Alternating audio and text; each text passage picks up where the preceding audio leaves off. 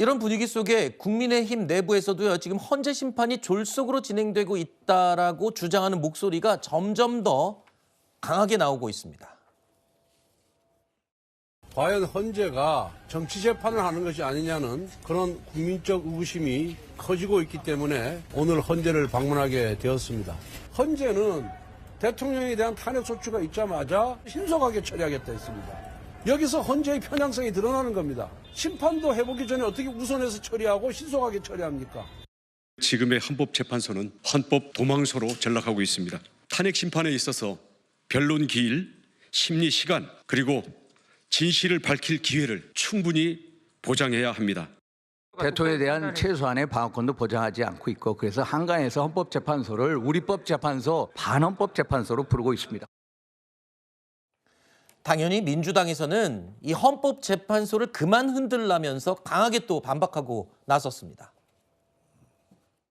지금 국민의힘이 우리 사회의 가장 핵심적인 가치와 질서를 나타내는 헌법 질서를 파괴하는 행위에 동조하고 있어요.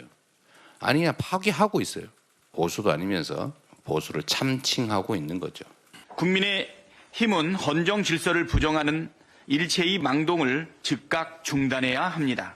헌법재판소에 몰려가서 헌재 흔들기에 열을 올렸습니다. 헌법재판소를 대놓고 협박하는 행위는 헌정 질서를 부정하는 행위이고 체제 전복을 꾀하는 반국가 세력이나 할 짓입니다. 일단 민주당은 이 법치주의의 근간 자체를 보수이면서 흔들고 있다, 가짜 보수다, 이렇게까지 비판을 하는군요. 그러니까 지금 저는 국민의힘이 그 위험 수위를 넘어서고 있다, 이렇게 보고 있습니다. 특히 뭐 권성동 원내대표가 나서가지고 이 문영배 헌재소장 권한대행에 대해서 가짜 뉴스를 유포하다가 반박을 당하는 일이 있었죠. 이재명 대표의 그 모친상에 조문을 갔다, 뭐 이런 이야기를 하게 되면서 이례적으로 또 헌재에서 비판을 하기도 했었고, 그 외에도 지금 보면 뭐 편파적이다, 불공정하다, 이런 이야기를 하면서 검찰 조서의 증거 채택 을 가지고 이야기를 하고 있습니다. 근데 이게 박근혜 전 대통령 때도 이미 있었던 일인 것이고, 그리고 형사소송법을 준용해야 된다라고 이야기를 하는데, 엄연히 형사재판과 헌재에서 이루어지는 탄핵 심판의 성격은 분명히 다른 거거든요.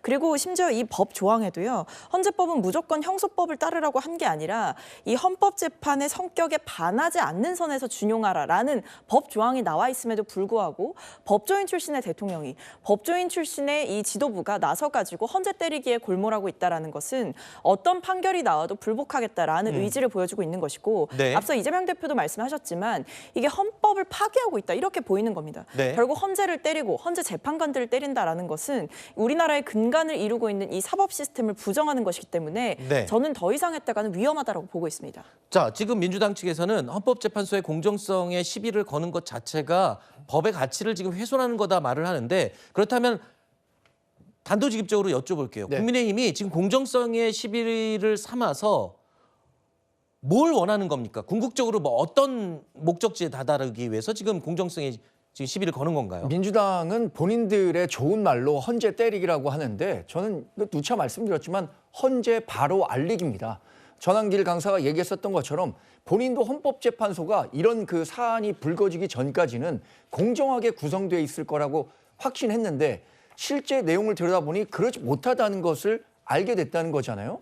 국민들께서도 이 대통령의 탄핵이라는 중요한 문제를 다루는 헌법재판소의 인적 구성이 어떻게 돼 있는지에 대해서 관심을 더 가질 필요가 있다는 점을 말씀드리는 겁니다. 저는 이영림 지검장이 절차적 정당성과 관련한 문제를 제기했기 때문에 저는 문제가 될 게 없다고 생각합니다. 이게 이영림 지검장이 예를 들어서 기각돼야 한다라고 했다면 정치적 구호를 했다고 할 수 있겠죠. 그러나 이분은 법조인의 한 사람으로서 헌법재판소가 일방적으로 절차적 정당성 없이 윤석열 대통령의 방어권을 제한하는 쪽으로 진행되고 있기 때문에 문제를 네. 제기했지, 방향이 정해졌다고 생각해서 문제 제기한 것은 아니기 때문에 전혀 네. 문제가 될 게 없다고 생각하는데, 결국 4월 18일이라는 물리적인 시간을 헌법재판소가 스트레스로 좀 갖고 있는 것 같아요. 아하. 그러면 그렇다고 하더라도 100번 양보해서 그렇다고 하더라도 충분하게 더 검수할 건 검수해야 한다라는 네. 입장을 말씀드리는 거죠. 그러니까 입장을 충분하게 더 들어달라. 쉽게 얘기해서 변론 기일도 추가로 잡고 그렇습니다. 증인 신청도 더 받아들이고 이런 식으로 좀 더 충분한 입장 포용을 해달라라는 그런 입장이군요. 적어도 단심제로 진행되는 헌법재판소에서 억울한 일이 없도록 해야 될 거 아니겠습니까? 네. 국민의힘은 헌법재판소의 이 졸속 심판에 대한 공정성 시비 이외에도 이런 의혹을 계속 제기하고 있죠. 민주당이 증인들을 회유했다는 의혹 말입니다. 오늘 저는 707 특임단장인 김원태 대령을 공식적으로 불러서 면담을 했습니다. 민주당 의원들한테 완전히 이용당했다라고 얘기를 했습니다. 김병주 의원, 곽종근 사령관에게 회유를 합니다. 질문도 미리 불러주며 답변을 미리 준비를 시키고 6일 유튜브에 출연해서 원하는 답변들을 유도를 합니다. 12월 10일 국방위 정해 시간에 박범계 의원, 곽종근 사령관 회유를 합니다. 답변을 연습시키며 리허설을 진행을 합니다.